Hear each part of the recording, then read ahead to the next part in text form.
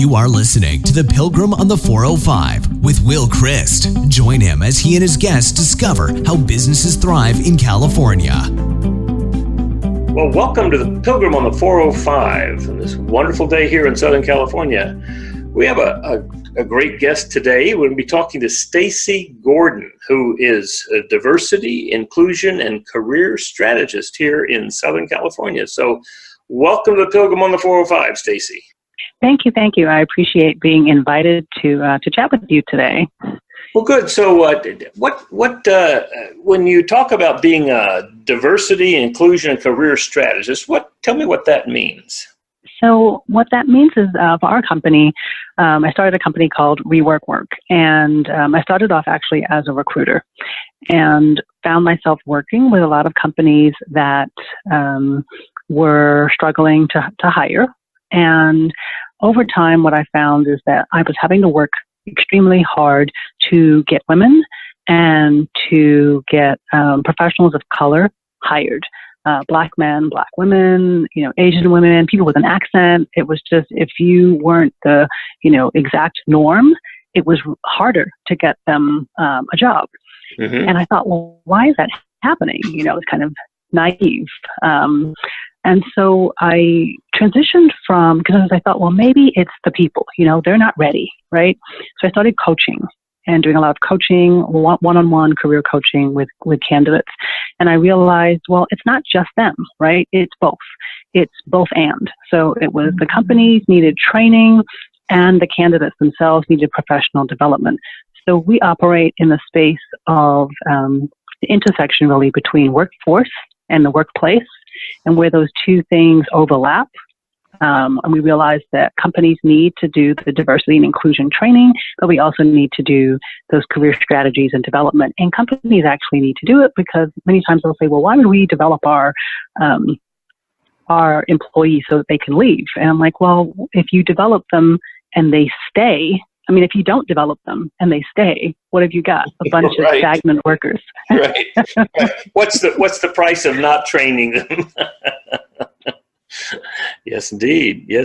I have heard that conversation many times. So when you work with people, you help them find people, or are you taking down the barriers to their thinking in terms of looking for people? Yes, so we are taking down the barriers. We used to help them find. We don't really do as much of that anymore. We do more focusing on on helping people really just rethink the way that they're doing business. We talk about kind of stopping and thinking about why we're doing what we're doing. Why did we pick up that particular resume? Why are we speaking to this particular person? Why have we asked this guy instead of this woman, to lead the project? Have we thought about that? Or are we just going on gut feel and instinct? Are we just going on the person who happens to be closest to us? Mm-hmm. It's like, do we have standard processes that we're putting in place that can be replicated and used across the organization? Well, that's interesting. Now, you will train people to hire better. Is that right? Train companies? Yes. Yes. Have you ever thought about what Goodwill does? Goodwill in terms of the organization? Yes. They are helping people who are normally sort of at the lower socioeconomic, what am I trying to say here? And a lot of times they're people who have been, homeless. They have been recently incarcerated. And I think it's really important to get that talent back to work. And in fact, there's a whole movement right now. If you look at SHRM, I think it's like #getting talent back to work. Mm-hmm. And I'm like, that's great that you want to make a hashtag out of it, but these are people's lives. And we need to help them, get employed, right? It's really important that we do this. So, I think that looking at that as a source of talent, they really have been an overlooked source. And especially in this day and age where you have companies saying, I can't find talent, but you have so many people saying, I can't find work. Right. And so It's like, don't let the unemployment numbers fool you, because yes, it's low, it's 3.8% or whatever it is right now, but that's because they're not looking at people. Many of those people are not gainfully full-time employed, and Yes. they want to be. Yeah, Goodwill works particularly with disabled people that the world would look at as somehow limited, and they find work for them. They have like 27,000 people that they've placed in jobs that are working right now. And their biggest issue is not finding people to help, but in finding employers who are willing to, or who can see the value that these people can bring to them. Well, I think your first, what you started to say first is more accurate, right? Who are willing to do it. Yes, yes. And I think that's really part of it, is that we have a barrier that we put up. And, I think one of the things that I was thinking about is how it is that, I have this passion for helping small businesses to thrive, right? And so I was looking up some of the statistics that are out there, and I think SCORE, and also there's a report it's like the State of the Women-Owned Business report by American Express or something, right? Mm-hmm. But they did all these surveys, and they looked at it, and they did this whole research, and they had found that, as of 2018, that there were 12.3 million women-owned businesses in the U.S. Wow. Right. And so why is that, right? In 1972, there were only 402,000 women-owned businesses. So now, women own 4 out of every 10 businesses in the United States. Wow. And what's interesting about that, the reason I bring these stats up, is if you think about the fact that just last year, actually 2017, more than 1,800 new women-owned businesses were launched every day. Right? Every and day? Out of that, oh my goodness. every day. And out of that, 64% of them were started by women of color. Uh-huh. So I bring these statistics up because as a Black woman, right, I've always been around the demographic of women who want their businesses to thrive. And I used to work I've had a very varied background. I worked in real estate. I also worked in financial services. And in those industries particularly, I feel like you are a small business owner under a large brand umbrella, right? Yes. If you work for Keller Williams or New York Life or Prudential or any of those insurance type companies or real estate firms, you are having to run your own business, but you've got the brand backing to help, right? Right. And so I think that as you look at those individuals, I've always been in roles where I've wanted to help them to thrive, right? Help them to be more successful in their careers. And because when you do that, they can take better care of their finances, they have more control over their lives, and they can take better care of their families. And I think that is a huge and important thing for us to do in this world, right? Is to leave it a better place than we found it. Well, and they also and you can do that by right, but they also then can make a bigger contribution to the world, right? Right, exactly, right. I mean, and I think that it's vital to our economy, right? Yeah. If small businesses are successful. Right. So who are the kind of people that you work with? So we work with really, and I hate to say it this way because I remember business school, my marketing professor said, you never say you want to work with everyone, right? You need to make it really specific, right? You just need to be able to bring it down to the specifics. But for us, we really look at targeting people who have acknowledged that they want to do better. Mm-hmm. So our core target is really people who've said, yes, I know we can do better, but we don't know how, and we want help. Mm-hmm. So Maya Angelou said that when you know better, do better. And that's our job, right? We want to help companies know better. Mm-hmm. But we don't want to preach to the choir, right? Those people who are already doing a great job, because like, good, go on and continue. But we also don't want to butt our heads against a brick wall either. And there's a whole contingent of people who don't see the value in what we do. Mm. And if you don't see the value, I don't have time to help you figure that out. You need to go to somebody else for that. Well, you must have some core values that you work with, right? We do. For us, it's about transparency and trust. Those are the two, because if you're transparent with the people that you work with, then you can build trust. And when people trust you, they will follow you anywhere, and they will do, that they'll get, they'll be part of that mission. They'll want to help, right? And so, and when you're transparent and you can be clear about what your goals are, those people that want to participate can, and those that don't want to can say goodbye, right? And go someplace else. Well, what would you say? That's really important. How would you put your purpose or your cause or your passion? What would you say that really lights your fire in terms of working with these companies? So our company vision, and this is actually new because it's taken me a really long time to come up with this, right? But our company vision is to make all the difference in the world.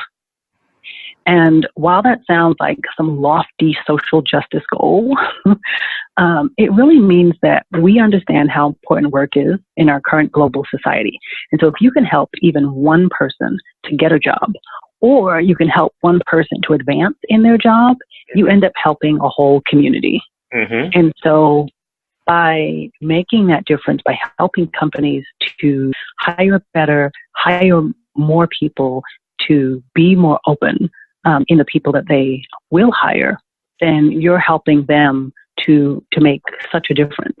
And in fact, I look at, I'm a big stats person. I look at the UN, right, has done the research to show that women's economic empowerment boosts productivity, right? And so increasing female employment rates boosts the GDP by over trillions of dollars, right? So, but conversely, it's estimated that gender gaps cost our economy 15% of GDP.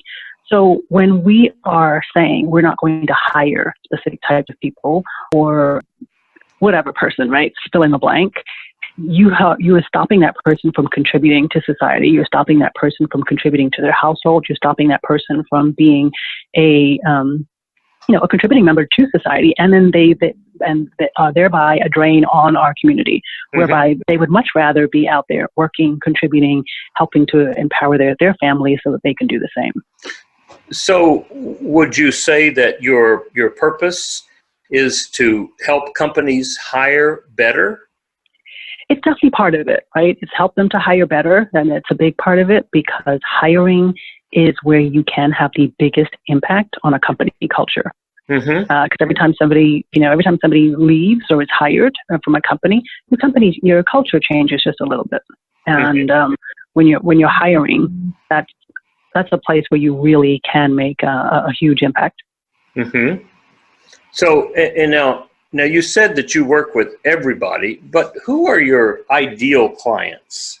So our ideal clients are the small businesses, the small nonprofits that want to start from the beginning and do this right.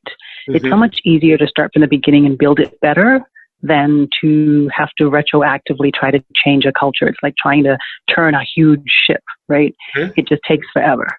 And so working with smaller, more nimble companies is really rewarding, because they don't have as much red tape. You don't have as many people to have to go through. And you have a cohesive group usually that have said, yes, you know what, we are interested in making this change, and we see the importance of it. We see the economic viability of it. And we actually want to do this. Do you think out 25 years, do you have a vision for where you want to be 25 years from now with this company? Well, interestingly enough, I would say for me, my vision would be that change has happened, right, within the world. There's all these hashtags out there, or it's like women on boards, I'm just making up years now, but like by 2047, we need to have, X number of women. And so I think for us, we would want to see that those things have happened. We would actually want to see change, because I feel like otherwise we're living the definition of insanity, right? Where we keep doing the same thing over and over again and expecting different outcomes. So we want to work with people that want to see different outcomes. And doing business in California is difficult because of I think you mentioned regulatory and fiscal constraints, right? And so in the next 5 years, things that businesses need to prepare for, I was thinking about that and I thought, wow, if we don't change the way that we're doing business in California, most small businesses aren't going to be around in 5 years, right? Because the biggest hurdle for us right now is the independent contractor issue. My business thrives on independent contractors. If I can't appropriately work with independent contractors, my business dies. And that's the same for many, many companies. And so with this, new rule, the Dynamics case that came out that changed the way that we look at independent contractors and makes them employees, that's a huge burden for small business owners. Tell me about that rule. Recently, I guess within the last year or so, there's a ruling that came out about the way that, the independent contractor test. So for those of us that work a lot with independent contractors and we say, oh, well, they're working out of their house, they're doing their own thing, we classify a lot of people as independent contractors. Mm-hmm. But that rule has changed the way that we do that. And there are a lot of people who, in my opinion, probably should be considered independent contractors, but will no longer be considered independent contractors. And should someone sue, they could actually retroactively be considered an employee and be provided, all of the benefits and wages and things that they probably would have been entitled to were they classified as an employee. And I get where, California Supreme Court is coming from. They're saying, well, there are all of these large companies out there that are misusing the rules. But it impacts the small business owner really greatly. Well, it seems to me that what the Supreme Court said was that to be classified as an independent contractor, the worker has to be free from the control and direction of the employer, right? Yes. And the worker performs work that's outside the hire's core business. They're not doing the same thing. But but you look at my business, for example, right?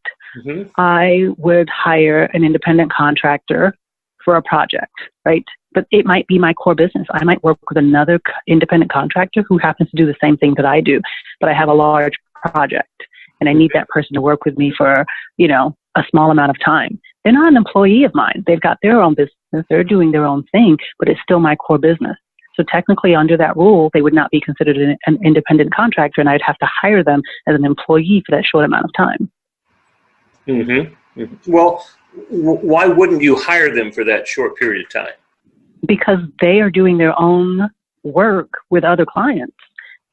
And just because they're not specifically, working with another client at that particular time. Oh, okay. So then the worker customarily engages in an independent established trade, occupation, or business. That's what they do. They have a business that operates ongoing with varieties of clients, right? Some of them, yes. Well, that's what I'm asking. So, I've had consultants. I have hired people as 1099s, and to me, to be a 1099, they have to be a company, not just a person. Right. I think I missed a little bit of what you said, but I think I got the gist. And I think that just looking at I know that my attorney, we had a long conversation about who within my realm. For example, I had a virtual assistant. Mm-hmm. My virtual assistant, because she worked here in California, even though she was virtual, I didn't see her very often at all. We probably met 2 or 3 times a year. Under that rule, she would have been considered an employee, even though she had other clients. Really? Yes. She would have a company, right? She wouldn't just be working for you. Right. Well, if she had a company, you don't hire people who have their own companies. It was, unless I got bad advice from my attorney, all I'm saying is that there's a lot. I'm not the only one, right? We've had, in fact, the Small Business Development Center, I went in and talked with them, and they're having that same issue because their entire staff, all the people that small business owners would go to get advice for their business, from a small business development center, all of those people are independent contractors of the small business development center. Yeah. And all of those people are now considered employees. Yeah. Yeah. Well, I mean, I think that's an important conversation to have. I mean, you know, that's in part what's going on with the gig economy with Lyft and Uber and others like that, right? Right. It's obvious that the big bucks are going to Uber with their IPO, but the drivers are considered independent contractors. Right. Well, and if you look at them as well, they're not even counted when as part of. They're not counted as independent contractors by the Bureau of Labor Statistics if they have another full-time job. So if I'm a full-time employee and I have a job somewhere and then I happen to do Uber or Lyft on the side, I'm not counted as an independent contractor in the Bureau of Labor Statistics data. Mm-hmm. So that completely skews the picture of our economy and who's doing what. Right, right. Yeah, that's an interesting thing. I mean, I think that's part of what a business is about, is creating jobs for people. Right. And, well, it's going to be interesting because I suppose if you have an employee, then you have to pay him at least minimum wage, right? Right. But if you had an independent contractor, you wouldn't. Right. I mean, well, you would have some negotiated rate that you've agreed on, and right. you know. Right. Yeah. So, and it's not even the wage so much. It's all the taxes. It's all of the payroll deductions that you have to take care of. Right. And then depending upon how many hours, there might be benefits. I mean, there's a bunch of different things that. Yeah. Well, I mean, that's part of, I think that's part of the struggle that we have is helping businesses to perform in a way that it creates a living wage for people and does provide them with benefits. And I can appreciate why people would want to avoid that. At the same time, at some point, it seems to me that's part of, well, I mean, I would think that's part of what we want when we look for jobs for people is jobs that are going to be help them sustain a good quality lifestyle. Right. But I think, yeah, and I think the difference is, are you doing a job or are you actually an independent contractor? And I do think that the rules that have been established don't necessarily answer that question appropriately. Mm-hmm. Good. So what are you finding with the business that you're working with as those kinds of things change? How are they dealing with that? They're struggling. You know, they are having to hire employees and have them do more with less. So now those employees are overly burdened. Whereas before you might have been able to say, let's bring in an independent contractor to relieve some of the burden because we can afford to bring in somebody, a few hours a week to help here and there. Now companies can't do that. So employees are burdened with that extra work. And now they don't have the ability to do the independent contractor work on the side like they would like to earn some extra money because they're too tired from their day job, which is already paying them, almost nothing. Yeah, it's a real struggle. That is a real struggle. Mm-hmm. Interesting. For sure. Well, what do you think businesses should be doing with this change in the rules? That's a huge economic question because I feel like cost of goods has to go up in order to be able to appropriately afford the people that you need to hire. I'm not an economist by any stretch of the imagination, so I'm a little out of my depth on that. But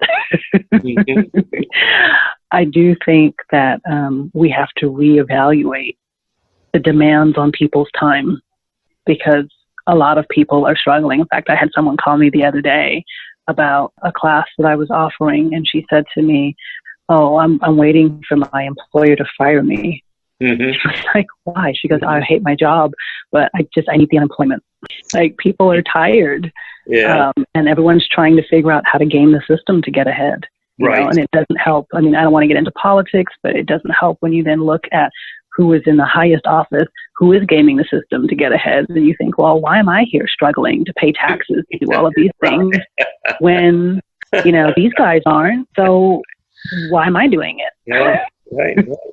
Well, what would you like to tell small business owners? What would you, if you could speak with them, what would you like to tell them? I'd like to tell them to keep doing what's right, regardless of what it looks like, regardless of what is going on around you, because at the end of the day, we are tasked with helping clients to overcome their challenges around diversity and inclusion, and our goal is to help them change mindsets.